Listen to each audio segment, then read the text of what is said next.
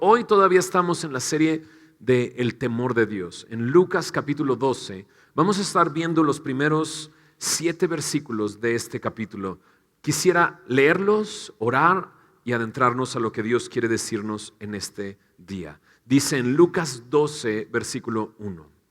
En esto, juntándose por millares la multitud, tanto que unos a otros se atropellaban, comenzó a decir a sus discípulos primeramente: guardaos de la levadura de los fariseos, que es la hipocresía, porque nada hay encubierto que no haya de descubrirse, ni oculto que no haya de saberse.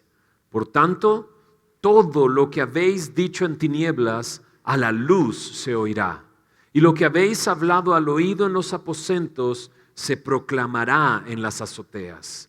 Mas os digo, amigos míos, no temáis a los que matan el cuerpo, y después nada más pueden hacer, pero os enseñaré a quién debéis temer. Temed a aquel que después de haber quitado la vida, tiene poder de echar en el infierno. Sí, os digo, a este temed. ¿No se venden 5 pajarillos por 2 cuartos? Con todo, ni uno de ellos está olvidado delante de Dios. Pues aún los cabellos de vuestra cabeza están todos contados. No temáis, pues más valéis vosotros que muchos pajarillos. ¿Oramos? Señor, gracias por ser tan fiel y tan bueno, y gracias por la oportunidad que nos das de seguir meditando en tu palabra, conociéndote, Señor. Señor, que tu palabra pueda hacer aquello que dice ella misma, hace en nuestras vidas, Señor, que es enseñarnos, redarguirnos, corregirnos e instruirnos en justicia, Señor. Queremos estar preparados para toda buena obra, Señor, y sabemos que necesitamos de tu palabra para estar preparados para toda buena obra. Señor, que tu palabra pueda penetrar nuestro corazón, discernir las intenciones y las motivaciones de este, Señor, y que podamos, Señor, venir a ti, Señor, una vez más, rindiendo nuestras vidas, Señor, y viniendo a ti, Señor, y recibiendo de ti la capacidad para vivir de acuerdo a tu palabra, Señor. Ponemos este tiempo en tus manos, Señor. Gracias, Señor, por todo lo que tú nos has enseñado ya de este tema, Señor, el temor a ti, Señor. Pero sigue enseñándonos este día, Señor. Te lo pedimos en el nombre de Jesús. Amén. Amén. La iglesia al principio de su caminar, ¿no? Veía la mano de Dios todo el tiempo. Era algo tan evidente, ¿no? Desde la primera vez que Pedro hace un llamado, puede ver la mano de Dios y cómo Dios puso temor en el corazón de las personas al escuchar quién era Jesús y lo que habían hecho con él. Al saber que Él era el Señor, amo del universo, el creador de todas las cosas, el Mesías que estaban esperando. Y dice su palabra que se compungieron de corazón y preguntaron: ¿qué debemos de hacer? Y Pedro contestó: arrepentidos y creed, bautícense en el nombre de Jesús, en el nombre del Padre, del Hijo y del Espíritu Santo. Y les dice: y recibirán perdón de pecados y el don del Espíritu Santo. Y comenzó la iglesia ahí, cuando Pedro hizo este llamado y 3,000 personas vinieron a Cristo. Y empieza el caminar de la iglesia y empiezan a perseverar en la palabra de Dios, en las oraciones, en el partimiento del pan y en la comunión unos con otros. Y lo hacían todo el tiempo y todos los días estaban reunidos, ¿no? Pero no dejó de haber estos arroces negros. ¿Cómo se dice eso? Eres un arroz negro en el... ¿Qué dice? Es el negrito en el arroz. Algo así, ¿no? Pero no deja de haber esas personas que están ahí, ¿no? Y que se presentan de cierta manera, ¿no? Pero en realidad son otro, ¿sabes? Y ahí está en el capítulo 5 de Hechos, ¿no? El momento en que, Hechos capítulo 5, en que Ananías y Zafira aparentan algo, pero Dios le muestra a Pedro lo que en realidad había sucedido y son muertos en el instante. No, es impresionante. Y dice que cuando sucedió eso, gran temor sobre toda la iglesia llegó, ¿no? Y continúa avanzando y hay persecución, son llevados a la cárcel, son azotados, pero perseveraban en la palabra de Dios. Llega un momento en que hay una conversión muy espectacular de un hombre que perseguía a la iglesia, un hombre llamado Saulo, Pablo, ¿no? Tiene una conversión tan impactante que comienza a predicar a Cristo y a hablar de cómo Cristo es el Mesías que estaban esperando, que hablaban en el Antiguo Testamento acerca de él. Pero miren lo que dice en Hechos 9:31. Entonces las iglesias tenían entonces las iglesias tenían paz, ¿no? Y ya dice iglesias, ¿verdad? Y es que para cuando llega a Hechos 9, ya la persecución ha hecho que los discípulos de Jesús se esparzan por otras regiones, Samaria, ¿no? Ya no nada más en Jerusalén, sino en Judea y en Samaria, y ya hay iglesias por diferentes lugares, ¿no?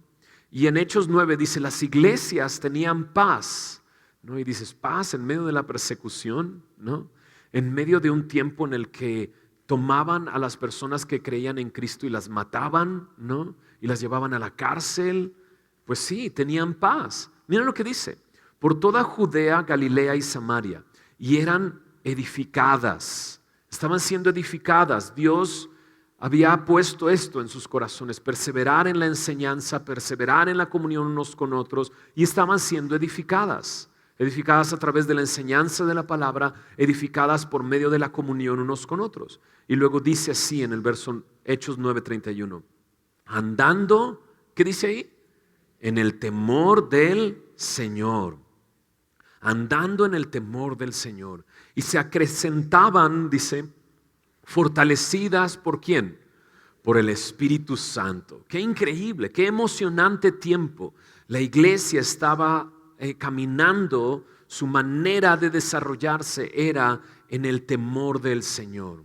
Pero no dejaba de haber esos negritos en el arroz, ahí está, lo dije, ese negrito en el arroz, que presentaban una cara, pero en realidad eran otra. Y no deja de haber eso dentro de la iglesia, pero es nuestra oración como pastores que nosotros, Semilla de Mostaza, sea una iglesia que esté siendo edificada, que tenga paz, pero que también ande y camine y se mueva en este mundo en el temor del Señor, en el temor del Señor. En Lucas capítulo 12 estamos viendo otra escena en la que Jesús nos enseña a quién debemos de temer, sin antes hablarnos acerca de la hipocresía de los fariseos, sin antes hablarnos de no temer al hombre, sino enseñándonos a quién debemos de temer, pero también al final de la porción que leímos, viendo el cuidado que Dios tiene para con cada uno de sus hijos. Y creo que estas cosas están completamente relacionadas. La hipocresía con el temor y el cuidado también con el temor. Están íntimamente ligadas. ¿Y por qué Jesús habla de la hipocresía? Bueno, eso es lo que vamos a ir viendo. Pero antes, veamos la pequeña introducción que aparece en el verso 1 del capítulo 12. Dice que ya la multitud era millares. La semana pasada vimos a Jesús enseñando en Galilea, y en Galilea vimos que la gente ya se amontonaba para escuchar la palabra de Dios. Pero aquí es otra escena y la multitud creció por millares, tanto, dice ahí, que se atropellaban. Así es que ya se está volviendo como una especie de caos. No precisamente toda esta gente venía a escuchar la palabra de Dios, sino que ya estaban ahí, y este término que se atropellaban, ¿no? Se pisaban, eso es el término en el original, me habla de que hay un caos ya. Pero mira lo que dicen los últimos 2 versículos del capítulo anterior, porque también me pone en ese contexto. El versículo 1 de Lucas 12 dice, en esto, O sea, ¿qué estaba pasando?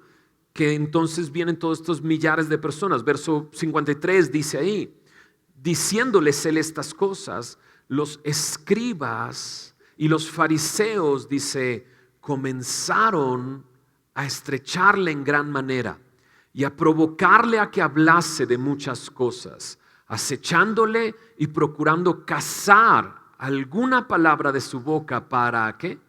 Acusarle. Entonces ahí estaban estos fariseos y estos escribas, buscando el momento de hacer tropezar a Jesús de tal manera que tuvieran algo con que acusarle. Y sí, es que lo último que les dijo Jesús, por eso dice en el verso 53, diciéndoles él estas cosas, ¿qué le estaba diciendo? Déjame leerte el versículo 44 de Lucas 11. Ay de vosotros, escribas y fariseos, ¿qué les dice? Hipócritas que sois, como sepulcros que no se ven, y los hombres que andan encima no lo saben. Es que Jesús ya les dijo a los fariseos, ahora sí que la neta, eres un hipócrita, ¿no? Un hipócrita. Y les dice esto, por fuera no son como sepulcros blanqueados, pero por dentro están llenos de huesos, de muerte, ¿no? Y la gente pasa por encima de ustedes, obviamente en este sentido de ser como un sepulcro, y no se dan cuenta de que en realidad, ¿no?, lo que ustedes son es una apariencia nada más externa, pero por dentro están mal. Y entonces, cuando está toda esta gente, le habla primeramente a los discípulos, pero todos lo están escuchando. Y la primera advertencia llega y les dice, guardaos de la levadura de los fariseos, que es la hipocresía. Guardaos de la levadura de los fariseos, que es la hipocresía. Entonces Jesús les hace la referencia a un elemento dentro de la cocina, dentro de el hacer pan, la levadura. Y la levadura es este elemento que se pone en la masa de tal manera que corrompa la masa, se pueda inflar y entonces meter al horno, ¿no?, después de un cierto tiempo. Yo no sé los tiempos, pero ahí tú investigas. ¿Quién hace pan por acá? ¿Alguien hace pan? ¿Y por qué nunca me han traído? No, no es cierto. Pero es padrísimo hacer pan. Hace tiempo, este viernes pasado, fui a la ¿cómo se llama? A la clase con papás de Valentina, que fue porque está en un curso de cocina, ¿no? Entonces está en un curso de cocina y este viernes fue el día de ir con los papás. Y me tocó, ya que mi esposa estaba en la conferencia de mujeres, pues me tocó ir. Hicimos una pasta hawaiana, hicimos un postre tiramisú increíble. Perdón, a lo mejor ya te dio hambre, pero el año pasado que fui también a esa clase, hicimos pan de muerto. Pues es lo que tocaba hacer, pan de muerto. Y entonces ahí teníamos todos los elementos y había este elemento. Y lo mezclamos con un cierto orden, ¿no? Y pusimos la masa a un lado y para nuestra sorpresa, sabiendo lo que la levadura podía hacer, se infló, ¿no? Y entonces ya lo metimos al horno. Es el mejor pan de muerto que hemos probado en la casa, ¿verdad que sí? Delicioso. Lo hicimos nosotros. Yo no podía creer que estuviera ese pan, ¿no?, ahí cuando los elementos que estaban ahí no parecía que fueran a hacer eso, ¿sabes? Porque una cosa es ir a comprar un pan, otra cosa es empezar a hacerlo y mezclarlo y todo. Pero vimos que la levadura hacía esto. La levadura hacía esto. Inflaba y lo infla porque corrompe la masa. Y al corromperla suelta ¿no? Un gas, ¿no? Y hace que se infle la masa. Alguno ha de saber qué es, pero seguramente es dióxido de carbono o algo así. ¿Quién sabe qué? Pero se infla. Y de repente Jesús les dice a sus discípulos, guardaos de la levadura de los fariseos, que es, dice, la hipocresía. Entonces, al comparar la levadura con la hipocresía, nos está diciendo algo. La hipocresía corrompe a las personas y las infla las llena de orgullo y se sienten mejores que otros. Eso es lo que provoca la hipocresía. ¿Qué es la hipocresía? Bueno, es aquello que ves en otros pero casi nunca ves en ti. Dice una cita de estas citables, no recuerdo quién fue el que lo escribió, ¿no? Pero dice que lo malo no es tan malo si lo hace una persona tan linda como yo. Sí, la hipocresía es aquello que vemos en otras personas, pero que difícilmente vemos en nosotros.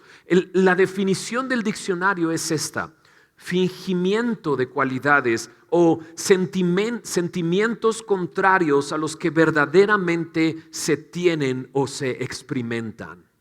En una definición en un diccionario bíblico es actuar una parte fingida. Y esto, hipocresía, puede ser de una manera positiva. Y dices, ¿cómo puede una persona ser hipócrita y hacerlo de una manera positiva? Bueno, solamente sobre un escenario. ¿Por qué sobre un escenario? Porque la persona que actúa está fingiendo una parte la cual no es y no representa su vida. Y la palabra hipócrita es esa palabra, actor, ¿no? Es como un actor que se ponía una máscara y representaba un cierto personaje. Pero la Biblia generalmente utiliza esta palabra para hablar la manera negativa de la palabra, que básicamente es alguien que está fingiendo y más claramente es alguien que está engañando. Engañando. Y hay una característica especial en la levadura. La levadura, cuando se integra a la masa, ya no hay nada que pueda impedir que haga su trabajo, sino que gradualmente, y nada lo puede parar, solamente es cuestión de tiempo para que haga su trabajo. Y así, de la misma manera, es la hipocresía. No hay nada que pueda pararlo, solo es cuestión de tiempo, gradualmente va a aparecer en una persona, arruina la vida de las personas. Eso es lo que hace la hipocresía. ¿Y por qué arruina la vida de las personas? Jesús lo dice claramente en los siguientes 2 versículos. Mira lo que dice Lucas 12, versículo 2. Porque nada hay encubierto que no haya de descubrirse, ni oculto que no haya de saberse. Por tanto, todo lo que habéis dicho en tinieblas, a la luz se oirá, y lo que habéis hablado al oído en los aposentos, en secreto, se proclamará en las azoteas. No hay nada que no haya de descubrirse, no hay nada que no haya de saberse. ¿Y por qué Jesús habla de aquello que se hace en lo oculto y se hace en lo secreto? Es que la hipocresía tiene su fundamento en precisamente eso, en mi habilidad de ocultar la realidad frente a los demás. Eso es. La hipocresía se basa en eso, en qué tal hábil soy de ocultar la realidad. Y la hipocresía me mete en muchos problemas, porque si aparento algo, llegará un momento en que voy a tener que mentir. Y entonces cuando vea a esa persona, tengo que seguir con esa mentira y seguramente voy a tener que añadir más mentiras. Y cuando de repente tú le dijiste una mentira a alguien y otra mentira a otro y se conocen, tú dices, ¿cómo llegaron a conocerse? ¿No? Pues se conocen y de repente tú estás así de, espero que no diga. Y entonces cuando ves que va a decir algo, tú dices, bueno, pero él no sé qué, y interrumpes la plática y empiezas a añadir más mentiras. Hipocresía te puede arruinar la vida y se basa en esta habilidad de ocultar la realidad. Pero dice este texto que no hay nada. ¿Me ayudas a decir esa palabra? No hay nada encubierto que no haya de descubrirse. No hay nada. El Salmo 139 lo leímos después del tiempo de alabanza. Y leíamos esto, de cómo el salmista David dice, si fuera a las tinieblas, pensando que me cubrirían las tinieblas, dice, para ti las tinieblas son como el día. No hay manera de ocultarse de ti, le dice David a a Dios. No hay manera. Aun cuando yo tomare las alas del alba y me habitare en el extremo del mar, aun cuando me fuera en lo más lejos, donde ya no puedo avanzar más, porque está el mar y es la última costa, aún allí estaría tu mano. Aún allí tú me encontrarías. No hay nada oculto. El Salmo 139 incluso dice, todos mis caminos te son conocidos. No hay nada que pueda ocultarte. Es más, incluso dice, aún no está la palabra en mi boca y aquí tú ya la sabes toda. Por eso Jesús dice, no hay nada oculto que no haya de descubrirse. Mira lo que dice en Hebreos capítulo 4 en el versículo 13. Hebreos 4 versículo 13. Me dice algo muy parecido a esto que Jesús está diciendo. Hebreos 4:13 dice así, y no hay cosa creada que no sea manifiesta en su presencia. Y está hablando de la palabra de Dios. En el versículo 12 me dice que la palabra de Dios es viva y es eficaz y que penetra nuestro corazón tan profundo que discierne los pensamientos y las intenciones del corazón. Y entonces dice, no hay cosa creada que no sea manifiesta en su presencia. Antes bien, todas las cosas, ¿me ayudas a decir esas tres palabras?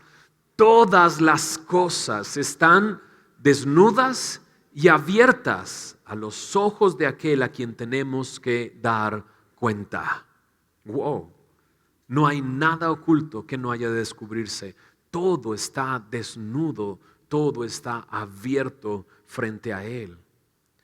Y lo que el día de hoy pretende hacer la palabra de Dios es eso, mostrarte lo que realmente eres. Y si alcanzas a percibir, y Dios en su misericordia te permite el día de hoy percibir que a lo mejor has sido un poquito hipócrita. ¿Por qué se ríen? Creo que eso es difícil, ¿verdad? Un poquito, nada más, ¿no? Me vi muy tierno, ¿verdad? Un poquito hipócrita. Puedas venir a Él, se pueda manifestar por medio de su palabra y puedas darte cuenta, no hay nada que yo pueda ocultar delante de Él. Hebreos 4:13 me dice esto. Y Jesús que está ahí es el único que puede decir con certeza a los fariseos, hipócrita. ¿Por qué? Porque Jesús dice en Juan 2, no tenía la necesidad de que nadie le diera testimonio de otro hombre porque Él conoce todo lo que hay en el hombre. Así, no hay necesidad de que alguien vaya con Dios a decirle a Dios, velo, mira lo que hace, porque Dios sabe lo que cada uno de nosotros hace, porque no hay nada oculto delante de Él. Ahora, si hay alguien que te conoce de esa manera y que no hay manera de ocultarse de Él, no hay manera de esconderse de Él, sino que todo está abierto y desnudo delante de Él, pues qué miedo. Qué miedo, ¿no? Pero ese ser que conoce todo de ti, todo acerca de ti, es el mismo que vino a la cruz a morir por tus pecados. Es Dios mismo con nosotros. Vino a morir por aquello que tú no le has contado a nadie, aquello que has pensado que se mantendrá oculto y que quizás salga después de que te mueras, ¿no? Él vino a morir por cada una de esas cosas. Pagó el precio de tus pecados. Así es que ese mismo que te conoce completamente y que puede en ti provocar qué terror y qué miedo que sepa todo de mí, también es un Dios que puede traer mucha confianza. Y dices, ¿cómo puede traer confianza? Pues porque ya no tienes que fingir delante de Él. Porque si sabes que Él conoce todo de ti, lo único que tienes que hacer es ponerte de acuerdo con Él. Señor, tú sabes que eso soy y yo lo voy a admitir. Eso es lo que soy. Eso es lo que soy. Entonces Jesús está diciendo a sus discípulos, cuídense de la levadura de los fariseos, que es la hipocresía. No hay nada que no se vaya a saber. Eclesiastés me dice 2 versículos más, quisiera leerlos. Este es Salomón escribiendo este libro, Eclesiastés, palabras del predicador. En Eclesiastés capítulo 10, versículo 20, me dice de esta manera: ni aun en tu pensamiento digas mal del rey, ni en lo secreto de tu cámara digas mal del rico, porque las aves del cielo llevarán la voz y las que tienen alas harán saber la palabra. Entonces dices, ya entendí el dicho, ¿no? Me lo dijo un pajarito, ¿no? Y es que aquí está. Cualquier cosa que digas en lo oculto, dice Salomón, aún las aves del cielo podrían llevar ese secreto y entonces hacer saber lo que tú has dicho.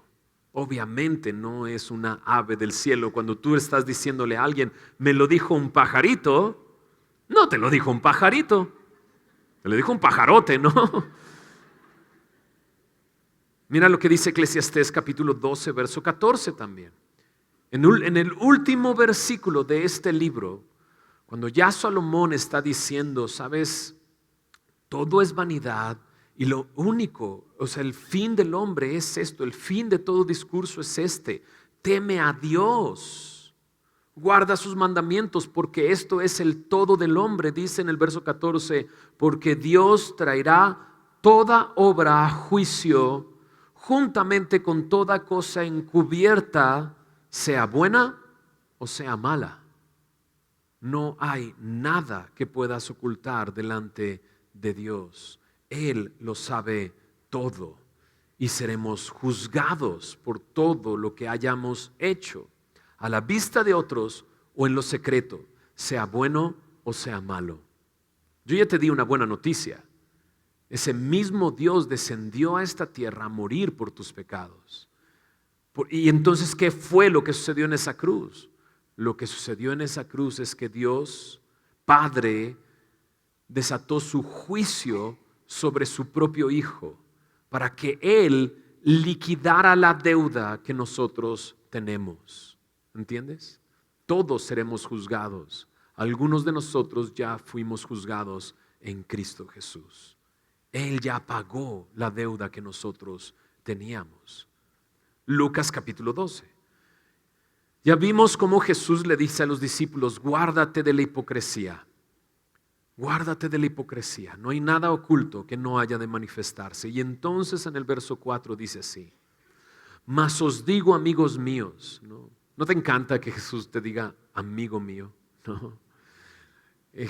Dios se expresa de un hombre de esa manera como su amigo, y ese es Abraham, pero aquí se expresa de todos sus discípulos, y a todos sus discípulos dice, amigos míos, mas les digo, no temáis a los que matan el cuerpo, después nada más pueden hacer, pero os enseñaré a quién debéis temer. Temed a aquel que después de haber quitado la vida tiene poder de echar en el infierno. Si os digo a este, temed. Les dice claramente, no teman al hombre, porque su poder es limitado. Su poder es completamente limitado. ¿Limitado a qué? Limitado a esta vida. Lo único que pueden hacer es quitarte la vida. Y tú dices, pues por eso me pueden matar, ¿no? Pero qué interesante, cuando nosotros creemos en el Señor Jesús, nuestros ojos están puestos en Él. Sabemos lo que nos espera después de la muerte. ¿No es así? Sabemos qué nos espera después de la muerte.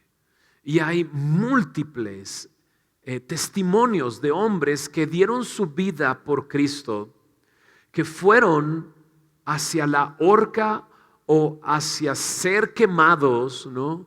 Glorificando a Dios, honrando a Dios, sabiendo que en un momento le iban a ver. Leía el día de ayer un testimonio de un hombre de hace siglos atrás, que al él ser juzgado por su fe en Cristo, fue enjuiciado. Y tenían que llevarlo a otra ciudad porque fue condenado en una ciudad y iba a ser quemado en la ciudad donde él enseñaba. Y dice que iba en el camino, él iba feliz, ¿no? Y las personas le preguntaban, ¿y por qué vas feliz? Dice, número uno, porque voy a volver a ver a mi iglesia, a mis ovejas. Y sí, iba a la ciudad donde él había pastoreado y los iba a ver por última vez. Pero también dice segundo, porque cada vez está más cerca el momento en que vea a mi Señor, a mi Salvador. Entonces, creo que esto es importante. Todo creyente debe de saber esta certeza de que vas a ver al Señor el día que mueras. Sea que alguien quite tu vida, sea que una enfermedad quite tu vida, sea que un accidente quite tu vida. ¿Vas a ver al Señor? ¿Estás seguro de esto? Que tu fe está arraigada en Cristo de tal manera que sabes con certeza que cuando mueras vas a abrir los ojos y estarás delante de la presencia de Dios. Y por eso Jesús dice esto, porque está a punto de acercarse el momento en que sea Jesús arrestado y muerto en la cruz. Pero también está a unos cuantos meses de que sus discípulos también sean perseguidos y algunos de ellos pierdan la cabeza o mueran en manos de otros hombres. Y entonces les dice, no temas al hombre, su poder es limitado, más bien te voy a enseñar a quién debes de temer. Y les dice, más bien teme a Dios, porque Él no solamente puede quitarte la vida, sino tiene poder de echar, dice ahí, en el infierno. En Mateo capítulo 10, verso 28, en esta misma escena Jesús dice, teme a aquel que puede destruir el alma y el cuerpo en el infierno. Y creo que es importante leer bien, dice ahí, tiene poder de echar en el infierno. Tiene la capacidad de hacerlo, ¿no? Porque algunos leerían esto y dices, mira, Dios nos quiere echar en el infierno. No. Dice, tiene poder para echarnos en el infierno. Tiene la capacidad. El poder del hombre no puede hacer esto. El poder del hombre es limitado, pero el poder de Dios es ilimitado. Y tiene poder para hacerlo. Y eso no quiere decir que lo quiera hacer. En 1 de Timoteo capítulo 2 versículo 4 me dice claramente cuál es el deseo de nuestro Dios. 1 de Timoteo 2:4 dice, el cual quiere, este es Dios nuestro Salvador, Él quiere que todos los hombres sean salvos y vengan al conocimiento de la verdad. Ese es su deseo. Es su deseo tan grande que envió a su propio Hijo para traer salvación a nuestras vidas. Pero quiero que entiendas que tiene poder para echar al infierno. Claro, Él es el juez de vivos y muertos. Él es el que conoce completamente tu vida, como ya vimos. Entonces Jesús llega al punto en el que dice, teme más bien a Dios, no temas al hombre. Y de repente podría ser, bueno, temer a aquel que tiene más poder, ¿no? Es inteligente, ¿no? O sea, incluso es obvio. O sea, tener temor de aquel que puede hacerte más daño. Pero no es precisamente esa la razón. Mira lo que dice en Hebreos capítulo 4, versículo 13. Bueno, ya leímos Hebreos 4, 13, ¿verdad? Donde me dice claramente que no hay nada oculto delante de Dios, que todo está desnudo y abierto a sus ojos. En Hebreos capítulo 4, versículo 13, leímos eso, que todo está abierto, desnudo, a los ojos de aquel a quien tenemos que dar cuenta. Pero continúa leyendo. Hebreos 4, 14 dice, por tanto, teniendo un gran sumo sacerdote que traspasó los cielos, Jesús el Hijo de Dios, retengamos nuestra profesión, porque no tenemos un sumo sacerdote que no pueda compadecerse de nuestras debilidades, sino uno que fue tentado en todo según nuestra semejanza, pero sin pecado. Tenemos un Dios que se hizo hombre y que puede compadecerse de nosotros y que sabe lo que estás viviendo el día de hoy, sabe las tentaciones que tú estás enfrentando, los problemas que estás viviendo. Él lo sabe porque Él lo experimentó en su propio cuerpo. Y me dice ahí, pero sin pecado. Y después de decirnos esto, de cómo Él conoce todo de nosotros, como no hay nada oculto delante de Él, como Él es el Hijo de Dios, que traspasó los cielos, que vivió como nosotros, nos dice en el verso 16 esto. ¿Me ayudas a leerlo? Lo podemos leer todos juntos. Dice, acerquémonos pues confiadamente al trono de la gracia para alcanzar misericordia y hallar gracia para el oportuno socorro. ¿Cuál es la invitación después de que Dios dice, conozco todo de ti? Acércate, acércate. Y eso es increíble. No es que Dios quiera infundir miedo porque es más fuerte que cualquier otro ser en el universo. Y como Él es santo, santo, santo. Sino que Él quiere que le temas porque te ama. Porque Él, aún sabiendo todo de ti, tomó tu lugar en la cruz del Calvario. Te conoce y conoce tus debilidades. Conoce incluso lo que estás pensando en este momento. Y Él te invita a acercarte. Acércate, acércate. Tu temor debe de cambiar de lugar. ¿Y por qué creo que el temor debe de cambiar de lugar? Bueno, lo primero que les habló fue del tema de la hipocresía. Este fingimiento delante de otras personas. Este fingir que soy algo que no soy. Pero ¿qué me lleva a fingir delante de otros lo que no soy? Pues el temor. Porque el temor del hombre, dice su palabra, pone un lazo en nosotros.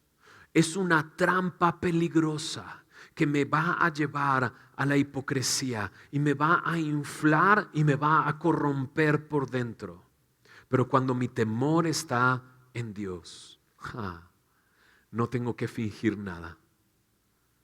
Él me conoce.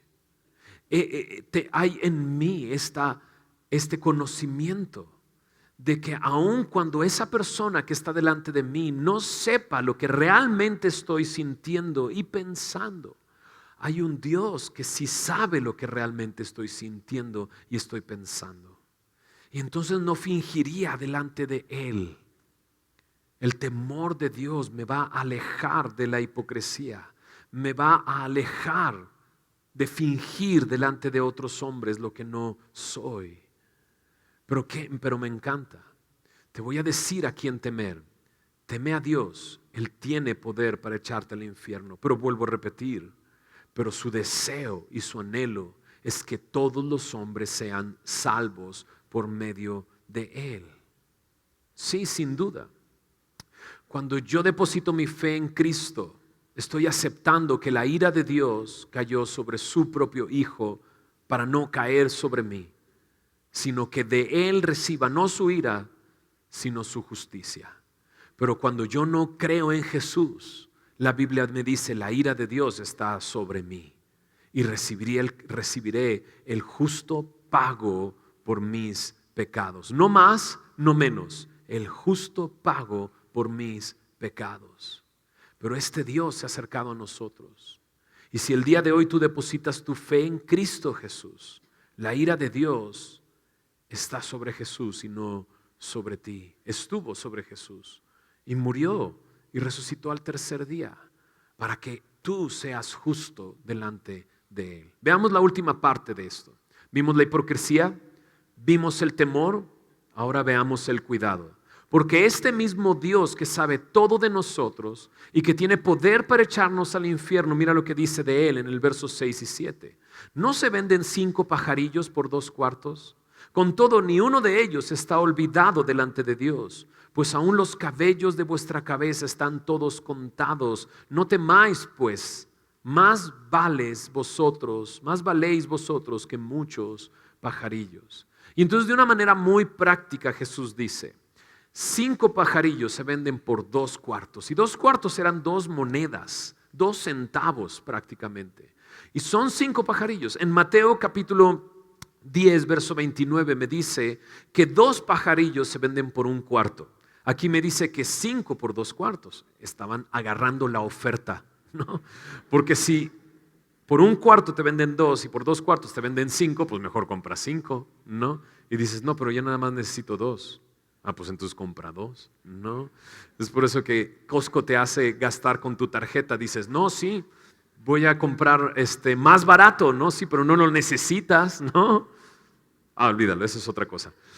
Pero lo que quiere decir es, o sea, 5 valen 2. Son muy económicos, son muy insignificantes, pero ninguno de ellos, dice el texto, está olvidado delante de Dios. No están olvidados delante de Dios. Bueno, imagínate de nosotros. Dice ahí en el versículo 7, los cabellos de vuestra cabeza están todos contados, ¿no?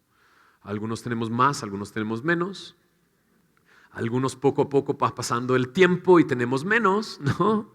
Pero todos ellos están contados, dice el texto. Un comentarista decía, ¿no? Están numerados, eso es lo que significa. Están numerados, ¿no? Entonces, todo el número de cabellos, cada cabello dentro de tu cabeza para Dios tiene un número, ¿no? A lo mejor está diciendo, uy, ya se cayó el 324, ¿no? Pero se cayó el 324. Él sabe y conoce cada uno de tus cabellos. Imagínate lo profundo que es eso. El saber que Él conoce todo de mí, aún cuántos cabellos hay en mi cabeza. Y cada cabello delante de Él tiene un número. Dice, ¿cuánto no valéis más ustedes que estos pajarillos? Y estos pajarillos no son insignificantes delante de Dios. Son insignificantes para aquel que va a comprarlos.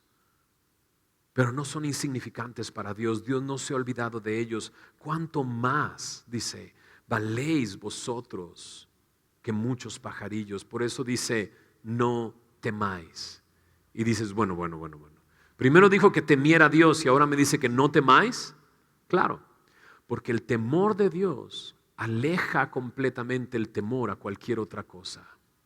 Cuando tú tienes temor de Dios, cuando Dios pone en ti ese temor, aleja cualquier otro temor de el qué van a decir, el qué van a pensar, el cómo me ven, el qué dicen de mí, qué piensan de mí. La hipocresía se basa en eso. ¿Qué van a decir de mí? ¿Qué piensan de mí? ¿Cómo van a reaccionar conmigo? Todo eso. Y me lleva a ser hipócrita. Pero cuando tu temor está en Dios, todo otro temor se aleja, desaparece y entonces puedo presentarme delante no solamente de Dios, sino de los que están a mi alrededor como realmente soy. Realmente soy. Sabes, para mí fue una gran dicha el saber quién soy en Cristo, ¿no? Por años, ¿no? Algunos años y sobre todo en mi juventud, adolescencia, donde se está formando tu carácter, la persona que eres, ¿no? Yo quería aparentar otra cosa, ¿no? Y lo que hice fue encontrar la música como ese escape, ¿no? Para decir cosas.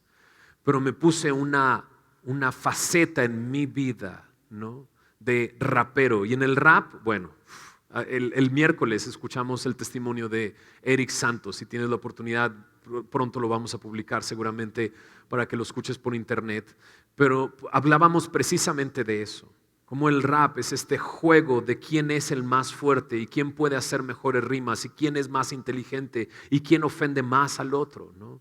Y entonces entré en este juego y yo aparentaba ser algo, ¿no? Y si me preguntabas en ese tiempo ¿qué eres? Yo diría, pues rapero, ¿no? Pero llegó Cristo a mi vida y me mostró que yo no necesitaba aparentar absolutamente nada. Ya no necesitaba demostrar a nadie. En el rap se da eso. Tienes que demostrar que eres el mejor. Pero creo que en la sociedad se muestra eso todo el tiempo. Tengo que demostrar que sí tengo algún valor. Pero escúchame bien, para Cristo tienes mucho valor porque Él conoce y tiene numerado cada uno de los cabellos de tu cabeza. Y no tienes que aparentar nada porque Él sabe lo que eres. Lo único que tienes que venir es delante de Él, decir, Señor, eso es lo que soy, lo que tú sabes, eso es lo que soy, y tengo que reconocerlo. y entonces puedas no tener que demostrar nada. No tener que demostrar nada. ¿Y sabes cuándo se quitó ese peso de mi vida? La dicha que llegó a mi corazón. El saber que yo no tengo que demostrarle a nadie nada, ¿no? Sino ahora que soy. ¿Qué eres, Fermín? Ahora que soy. Pues no soy un ex rapero, ¿no? Soy un hijo de Dios, ¿no? Y me di cuenta que mi identidad estaba en lo que yo hacía. Me preguntabas qué era, pues rapero, pero en realidad rap era lo que yo hacía. Mi identidad se agarró de aquello que podía ser yo. Pero no, ahora en Cristo que me ha dado libertad, mi identidad está en Él. ¿Qué eres? Un hijo de Dios. Hago rap, ¿no? ¿Sabes la libertad que puede darte Dios cuando cambie tu identidad y regrese tu identidad a aquel que te creó? ¿Quién eres? Un hijo de Dios. Eso es lo que soy, ¿no? Y no tengo que demostrar a nadie nada. No tengo que aparentar algo a alguien más. Puedo presentarme delante de las otras personas por lo que soy. Nada más. Ok.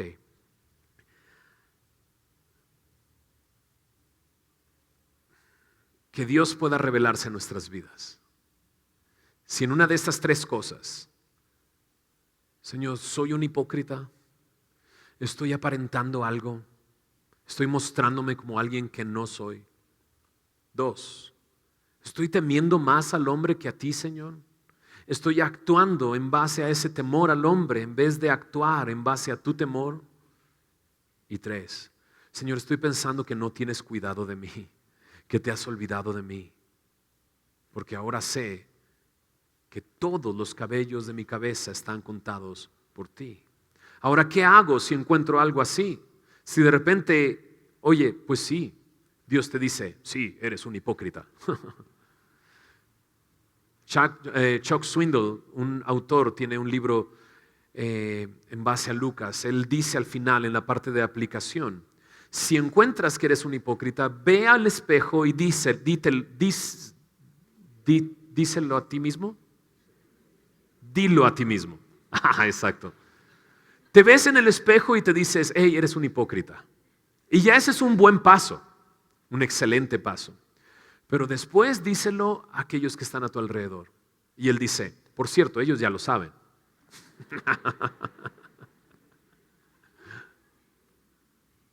Y luego ven delante de Dios y dile, Señor, ¿me puedes limpiar? ¿Me puedes cambiar? ¿Puedes ayudarme a dejar toda mentira atrás y todo pecado atrás?